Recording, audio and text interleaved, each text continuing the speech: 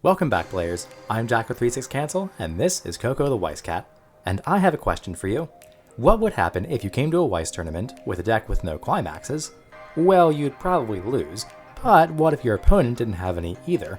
Well, then things would get interesting. You see, that's the theme of a certain tournament that another creator, casually Weiss Schwarz, invited his channel members to join. By the way, if you haven't checked him out yet, please do, and subscribe and support him as he makes awesome content. But anyway, for Discord members, this king will occasionally hold some tournaments. We had a waifu deck tournament, which I came close to winning but lost in the final round because my deck took a dump, a legacy tournament, which I also came close to winning but lost in the final round because my deck took a dump, but now the premise is a tournament without Climaxes. Obviously, playing in a tournament without Climaxes fundamentally changes the game, but what exactly does this entail? Well, for starters, the games are a lot shorter. Turns out, killing your opponent is a lot easier when they can't cancel any damage, but not so fast. It's actually not as simple as it may sound.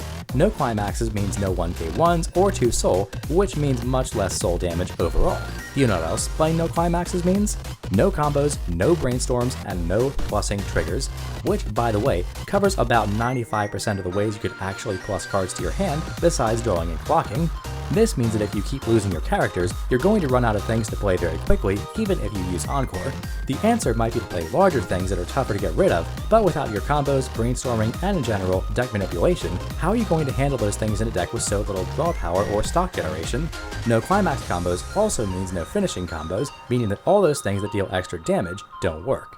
Well, most of them. In fact, the whole challenge in building a deck to work without Climaxes in a game where your opponent doesn't have Climaxes either is how do you keep your hand full of playables and find ways to deal damage to your opponent that aren't linked to Climaxes, because you'd have to build an entirely new deck dedicated to this idea in order to win a tournament like this. So how would you even go about doing this?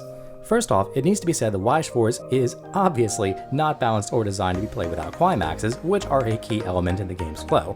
But if you're looking to do something a bit weird for the sake of experimentation, here are some thoughts. There do exist cards in Weiss Schwarz that give a lot of extra soul.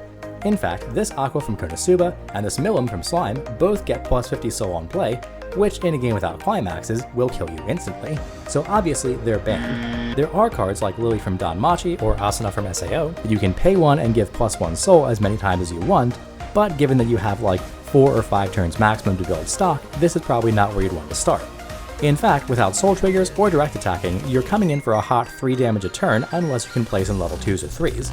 And when you think about it that way, it's actually a lot harder to kill someone without Climaxes than you'd think. So again, what kind of cards or strategies can you try in a strange tournament like this? Well, let's break it down. First, we need cards that can either stick around on the board without Climax combos, or get us more cards so that we don't take 2 or 3 turns and run out of playables. Second, we need the cards that help search or filter things that we need so we can find important pieces to our strategy, again outside Climax combos. And third, we need some way to deal more damage than 3 a turn, again outside of Climax combos. So on the first point, some of the best cards for sticking around or get us more cards are overstated beaters and Rickies. Rickies do damage to you, which is pretty dangerous in a format like this, but unfortunately taking damage is one of the only ways to plus outside of Climaxes. Overstated beaters, through their power, can stick around for multiple turns, meaning that you don't have to spend cards or stock to replace them, letting you spend those very limited resources in this format on other things.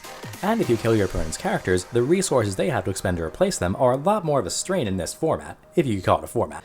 The second thing we want is stuff that filters and searches without combos. Rickies are a good start, but to that end, we also have drop searchers and salvagers, as well as Akatsuki's, which can definitely be invaluable in finding what you need in any format, but this one especially. You also have searching and salvaging events, like Anti-Magic Mask from Slime, or Top Check 4 events, like Kalatapulg. And finally, we need a way to deal a lot more damage to our opponent, and this is a very open-ended prompt. The first and most obvious way we can try to make this happen is run a lot of soul triggers. If we trigger 3 of those a turn when we attack, we deal 6 instead of 3, which is a big improvement. But the problem is, soul triggers are attached to cards that cost stock to play, which if we fill our deck with too many, we just won't be able to play anything.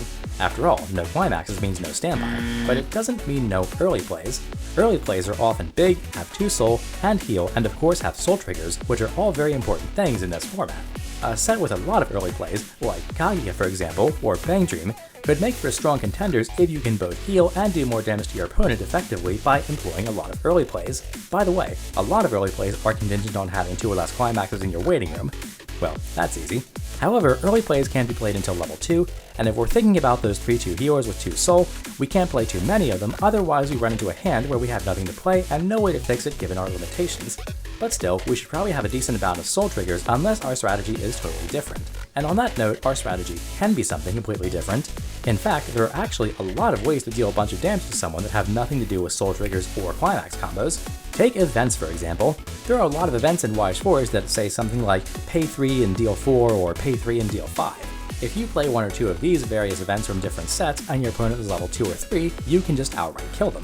There are plenty of secondary finishers too, which are specially designed to deal damage outside of climax combos. Granted, many level 3s that deal extra damage outside climax combos are Musashi's and Icy Tails, which in the absence of climaxes also don't work. But there are also a lot of characters with expensive burn abilities, like the Jean from Titan the Final Season, Shizu from Slime the Trial Deck, and Megumin from Konosuba Set 2, which all have a version of pay 3, pitch 2, burn for some big number. Again, this is very expensive and fringe at best in normal gameplay, but with 2 soul and 5 damage, that will just kill someone from 3-0 on its own when you're playing without climaxes. Now going back to events for a moment, there are actually lots of other kinds of events that can help with this. Weiss is full of funny events that can deal a lot of damage at the price of hurting you a lot. Take this explosion magic event from Konosuba for example, which burns your opponent for 1/6 times, but you have to put it in your level zone as part of the cost. Usually these events deal around the same damage to you and your opponent, or deal very high numbers of damage at once so your opponent has a very decent chance to cancel. Which brings me to the card that became the crux of my strategy in this tournament, Ifrit the Burninator. On attack, you can pay 2 and pitch 2 characters, and choose a card in your clock and put it in your level zone, and if you do, you burn 4 3 times. So this deals a lot of damage by leveling you up, but 12 damage is pretty horrific, especially when you can't cancel. Consider that you can change into Ifrit at level 1 with this Shizu, and this card becomes very scary in an environment where you can't cancel any damage. And as it happens, Slime has a bunch of cards that exactly fit the bill of things that we talked about wanting in a deck without climaxes, like Akatsuki's, Ricky's, level 3s that deal damage outside climax combos, damage events, and so forth, which is why I chose to build with it with Ifrit as a centerpiece. I've got Akatsuki's, Ricky's, drop searchers, filters, burn events, the Shizu that burns 5, and of course Ifrit and his changer. I'm also running cards that can build stock outside of climax combos since a lot of this is expensive and you don't have too much time to build resources. In my first game of the tournament, I killed my opponent from 1-5. Of course, I'm not the only one to think about how dumb Ifrit is in this format, again, if you can call it a format. And looking back, it should probably be banned from this format just like the plus 50 soul cards because it's just too powerful. But the basics of balancing your soul triggers given your deck limitations, the ideas of using burn events or events that deal damage to both players, playing early plays that heal, are big and swing for 2 soul, and level 3s that have expensive burning secondary abilities that become good when they're the only way to deal extra damage, are all very good ways to go about building one of these climax-free decks. Again, Slime is a great way to go about this, but there are other sets. Look at Sword Art. In fact, Sword Art Set 2, a set that's old as dirt, has a Yuki that has the Mother Zazario mill 11 and burn X where X is soul triggers combo outside of any climax. Sword Art also has access to a ton of early plays, and level 3s and events that deal damage on top of a lot of great filtering cards. Naturally, sets that have a lot of expansions probably have the advantage here, minus standout cards like Ifrit. SAO is an example of this, but so is Bang Dream. Or maybe it's not, I don't know what the fuck Bang Dream has. They probably have some crazy card that lets you swipe your credit card and win the game because idle fans are crazy. Anyway, this was definitely a fun thought experiment and a challenging and cool idea for a tournament. I'd like to thank Lunchbox again for hosting this, and all the other awesome people in the Discord, including some other content creators like the Clock Tower, for sharing their thoughts and strategies with me so I could cover more ground. There are some other cool variations on the game rules, like Weiss Schwarz for example, where for each tournament round you roll a dice and apply a game-changing rule depending on the roll, such as starting the game at level 1 and going to level 5, or decreasing all card cost by 1.